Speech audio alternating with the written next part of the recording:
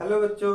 आज फिर आप लोगों के लिए हम क्लास में लेकर के उपस्थित हुए हैं। सबसे पहले आप सभी का जो है प्यार भरा नमस्कार और नवरात्रि की जो है हार्दिक शुभकामनाएं आप लोगों के लिए। इसके लिए क्या है कि आज ज़्यादा लेट न करते हुए हमने पिछली कक्षाओं में आप लोगों के लिए शिक्षा मनोविज्ञान, शिक्षा और मनोविज्ञान को अलग अलग करके तथा इस पर 10 प्रश्नोत्तरी प्रश्न भी आप लोगों को उत्तर के साथ हमने प्रोवाइड करवाया था, दिया हुआ था बखूबी आप लोग। आइए हम लोग क्या देखते हैं कि शिक्षा मनोविज्ञान की विधियां कौन कौन सी है होती है ना। जैसे हम किस रूल से, किस नियम से एक दूसरे को फॉलो करते हैं। अभी आप लोग फेसबुक चलाते हैं, व्हाट्सएप चलाते हैं या मोबाइल फोन ही चलाते हैं, तो मोबाइल फोन चलाने की कोई न कोई विधि होती है। ढेर सारा आप लोग पासवर्ड लगा के रखते हो, तो पासवर्ड की विधि होती है। एरो बना करके नंबर से, फिर फिंगर से, आई प्रोटेक्ट यहाँ तक देते हो। तो वैसे ही शिक्षा के क्षेत्र में, मनोविज्ञान के क्षेत्र में भी क्या होता है कि शिक्षा मनोविज्ञान की कुछ विधियां होती हैं। वे कौन कौन सी विधियां होती हैं?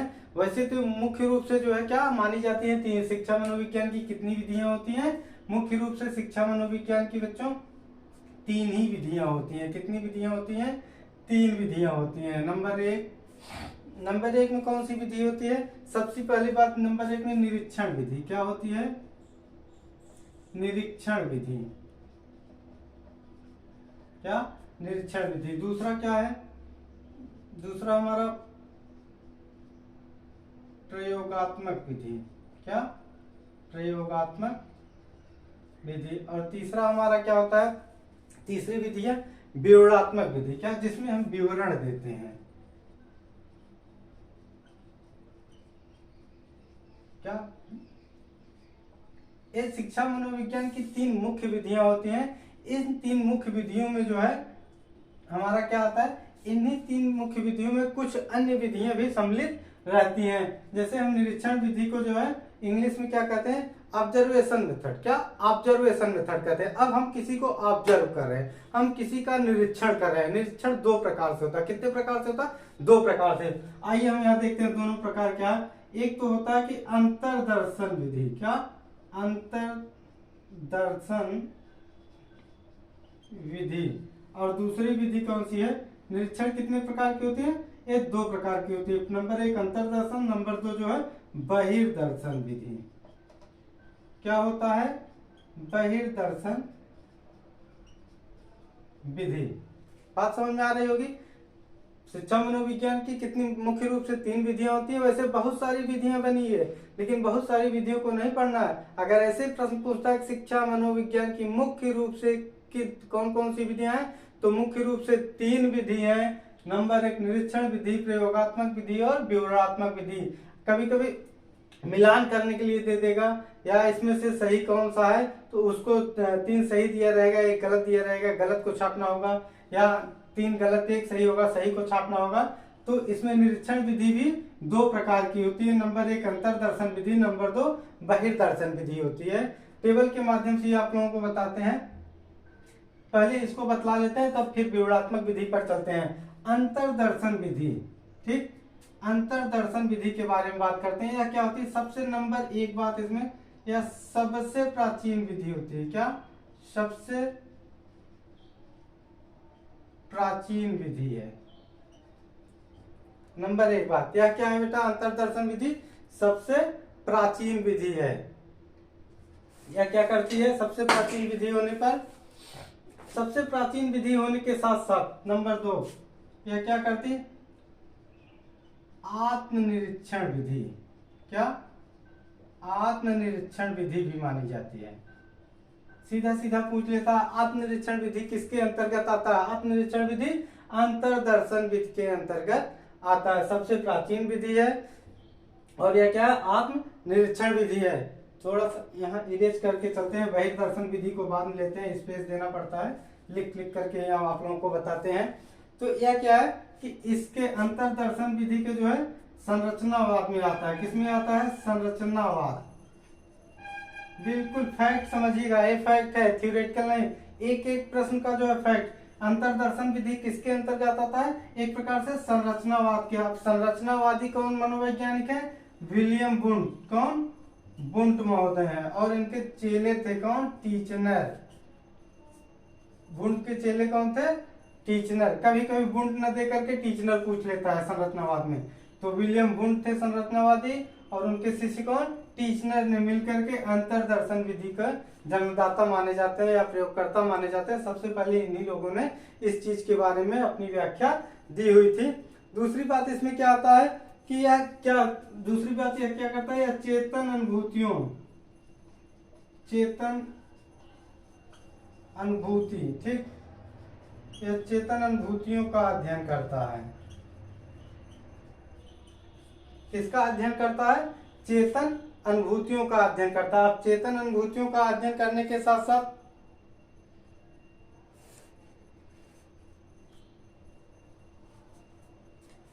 चेतन अनुभूतियों का यह अध्ययन करता है। चेतन अनुभूतियों में क्या होती है, चेतन अनुभूतियों का जब अध्ययन करता है तो इसमें 3 तत्व पाए जाते हैं। क्या, इसमें कितने, चेतन अनुभूतियों का अध्ययन करने के साथ साथ 3 तत्व पाए जाते हैं, 3 तत्व मिलते हैं, ठीक। 3 तत्व कौन कौन सा होता है, वे 3 तत्व हमारा जो है आपका यह माना जाता है कि नंबर 1 3 तत्व में संवेदना, क्या होता है, संवेदना, क्या, नंबर 1 संवेदना, नंबर 2 क्या होता है, संवेदना के साथ साथ भाव, फीलिंग आती है, क्या होता है, भाव, और तीसरा प्रतिमा, क्या, प्रतिमा। संरचनावाद आप लोगों को अंतरदर्शन विधि या कहा जाए पहली विधि क्या, निरीक्षण विधि में अंतरदर्शन विधि है। अंतरदर्शन विधि क्या है कि सबसे प्राचीन विधि है, आत्मनिरीक्षण विधि मानी जाती है। आत्मनिरीक्षण के साथ साथ क्या होता है, संरचनावाद के मनोवैज्ञानिक वुंट और टीचनर इसके जनक माने जाते हैं। क्या माने जाते हैं, जनक माने जाते हैं, ठीक। इसमें होता क्या है कि मनुष्य या व्यक्ति या बालक जो है अपने चेतन अनुभूतियों का अध्ययन या निरीक्षण स्वयं करता है, या निरीक्षण स्वयं करता है, और सबसे प्राचीन विधि होने के कारण जो है यह अमनोवैज्ञानिक भी मानी गई। क्या मानी गई,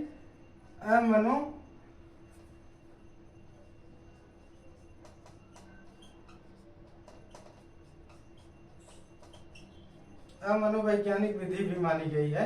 इसको बहुत ज्यादा जो है मान्यता नहीं दी गई, लेकिन उस समय जिस समय इसका आविष्कार हुआ था, जिस समय यह प्रचलन में आई थी, सबसे अच्छी विधि यही मानी जाती है। इसके द्वारा किसी बालक को, किसी व्यक्ति को, किसी के व्यवहार को जो है हम जान और समझ पाते थे। तो बस मात्र इससे इतना ही प्रश्न पूछता है कि निरीक्षण विधि के कितने भाग हैं, 2 पार्ट हैं, अंतरदर्शन विधि और बहिर्दर्शन विधि।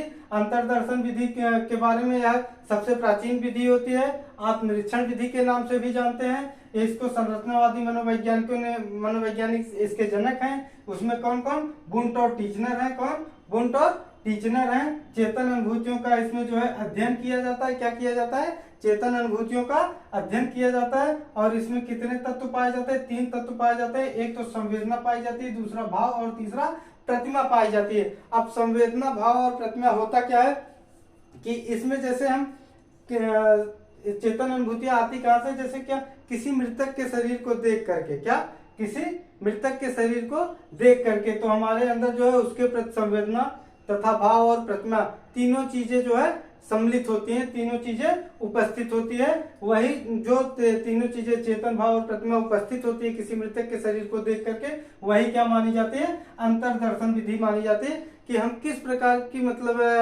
संरचना कर रहे हैं अपने अंतर्मन से, उसके बारे में किस प्रकार का व्यवहार कर रहे हैं, इस चीज को ये बतलाती है। यही क्या होता है, संवेदना, भाव और प्रतिमा मानी जाती है।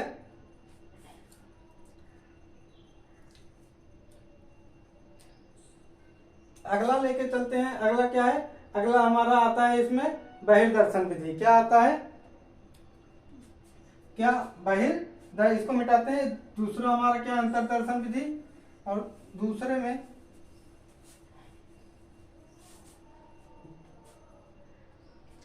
एक अंतरदर्शन को 1 सेकंड और स्वनिरीक्षण विधि मानते हैं। अंतरदर्शन क्या, स्वनिरीक्षण विधि भी मानते हैं।